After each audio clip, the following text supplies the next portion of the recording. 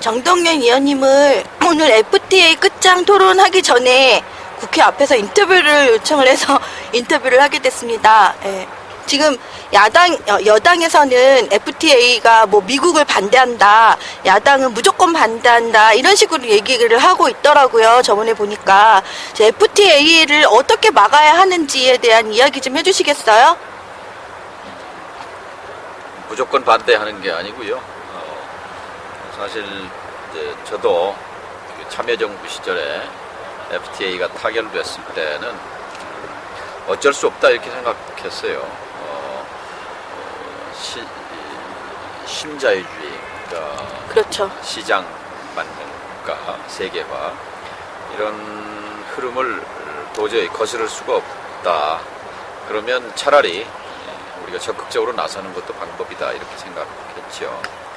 또 하나는 뉴욕이나 홍콩처럼 금융으로 돈 버는 나라, 금융 허브 국가라고 그러죠. 그렇게 될 수도 있겠구나 이렇게 판단했었죠. 그래서 조건부지만 찬성 입장을 가졌던 것이 사실입니다. 근데 이제 3년 전에 2008년 9월에 미국 월가가 무너졌잖아요. 네. 그것을 보면서 내 생각이 어리석었구나 하는 것을 깨달았습니다.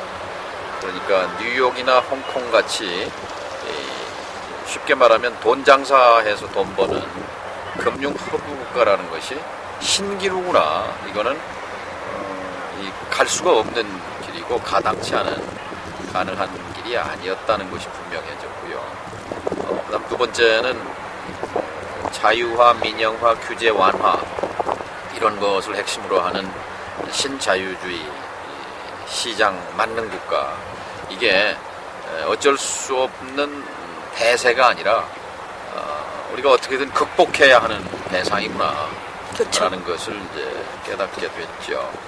그래서 오늘 제가 국회 본회의 발언에서도 당시에 미래를 꿰뚫어 보지 못한 그런 저의 안목에 대해서 부끄럽게 생각한다는 얘기를 했습니다. 어쨌든 참여정부에서 했다고 해서 무조건 밀어붙이는 거는 안 되죠. 찬성해야 된다. 이건 옳지 않습니다. 노 대통령도 2008년 금융위기 이후에 사정이 근본적으로 변했으니까 고칠 것은 고쳐야 된다. 이렇게 말씀을 남기셨어요. 요새 월가 시위 전 세계에서 1,500개 도시에서 들고 일어났는데 보통 일이 아니죠. 말하자면 미국 월가가 상징하는 금융자본주의, 신자유주의 체제, 이것이 더 이상 지속 가능하지 않다. 이 새로운 체계를 보여달라는 그런 요구지요. 그래서 한미 FTA하고 지금 우리가 가고자 하는 인간의 얼굴을 가진 자본주의, 그러니까 사회적 약자를 함께 보듬는 그런 복지국가의 길과 한미 FTA는 도저히 양립할 수가 없는 겁니다. 이 정부는 그냥 월가 따라가면 다 잘 사는 걸로 되어 있는데요. 잘 사는 사람 있지요. 대기업, 수출기업, 부자, 기득권, 강자들은 자유경쟁이니까 약육강식에서 승리할 수 있으니까 좋겠지요. 그러나 이제 우리 너무 지나친 경쟁과 양극화에 지쳤지 않습니까? 이제는 함께 좀 보듬고 잘 사는 나라로 가기 위해서는, 복지국가로 가기 위해서는 FTA 이거 전면 재검토해야 합니다. 그러기 위해서 미국은 4년 끌었거든요, 의회에서. 네. 그러면서 자기들 국익 챙겼는데 대한민국 국회가 미국에서 통과시켰으니까 덩달아 해야 된다? 우리가 식민지가 아니지 않습니까? 네, 맞습니다. 이게 중요한 문제이기 때문에 또 주권이 걸린 문제고 국민들의 삶의 질이 걸린 문제고 주권자인 국민이 결정하도록 해야 합니다. 그것은 이제 5달하고 2주밖에 안 남았어요. 4.11 총선이 다가오고 있거든요. 이 총선에서 심판받으라는 거죠. 한나라당이 FTA 걸고 자기들이 다시 다수당이 되면 처리해라. 하지만 국민이 심판해서 한나라당을 찌그러뜨리면 여소야대를 만들면 그때는 지금 이 FTA로는 안 된다. 이거 하더라도 근본적으로 뜯어 고쳐야 한다는 것이 제 생각입니다. 네티즌들이 굉장히 우려를 하는 게 제일 큰 게 독소조항 그 부분하고요. 만약에 FTA가 체결이 되면 우리나라의 헌법에 군림을 한다. 그것 때문에 굉장히 많이 우려를 하고 있거든요.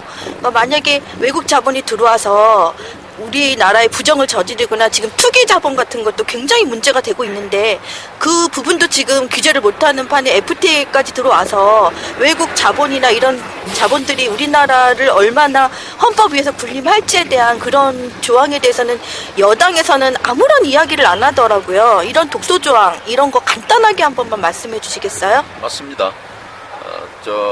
미국이 이번에 FTA 이행법이라는 걸 통과시켰는데요. 이명박 대통령 미국 갔을 때. 이 이행법에 따르면 한미 FTA는 미국 국내법과 충돌하면 무효예요. 예. 미국 국내법이 위죠. 그다음에 국내에 오면은 한미 FTA와 국내법이 충돌하면 국내법이 무효예요. 무효예요. 그럼 뭐예요? 2층에 미국법이 있고 1층에 FTA가 있고 지하실로 이제 국내법이 들어가는 건데 이거는 불평등이지요. 그래서 제가 이게 21세기판 을사늑약이다 이렇게 말씀하는 거고요. 그 구체적인 예를 들어서 얼마 전에 그 국토부가 굴삭기 포크레인 있잖아요. 4대강 때문에 많이 늘어났어요. 12만 대나 됩니다. 이 포크레인 한 대 사서 먹고 사는 분들 포화 상태인데 이제 일거리가 점점 줄어든단 말이에요. 네. 그래서 이거 더 늘리면 안 되겠구나 해서 건설기계 총량제, 굴삭기 총량제를 이제 규제하려고 했어요. 그랬더니 이 외교통상부가 이건 한미 FTA의 정면으로 걸리는 거다. 수량제한 못하게 돼 있다. 그래서 시행을 못했어요. 그러니까 그게 문제예요. 우리가 이런 약자를 보호하기 위해서 무슨 경제 정책을 규제 정책을 펴려고 할 때 한미 FTA는 기본적으로 민영화, 규제 완화, 정부가 규제하지 말라는 거예요. 그러니까 우리 경제 주권을 미국에다 갖다 바친 거나 마찬가지란 맞습니다. 말이죠. 지금 한국에는 119가 2개잖아요. 불나면 달려오는 119 자동차 그리고 서민과 약자와 자영업자와 어려운 사람들이 그 위기에 처해 있을 때 작동해야 하는 게 경제민주화조항 헌법 119조예요. 119. 근데 여기 보면은 그 재벌 대기업들이 경제력을 집중하거나 과도하게 또 시장 지배력을 남용하거나 횡포 부리는 거 이런 거를 정부가 규제하라 이렇게 돼 있거든요. 근데 보세요.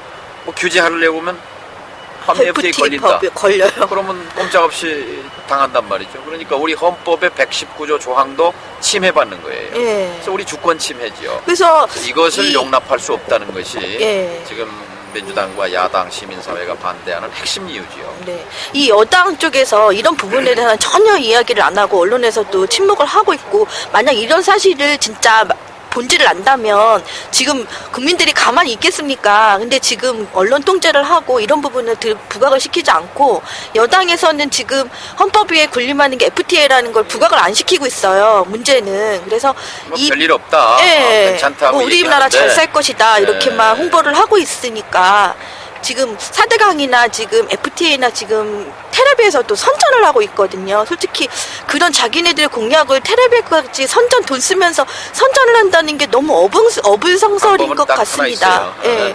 우선 26일 날 서울시장 선거에서 본때를 보여줍니다. 투표합시다. 후보를 압승시키는 것.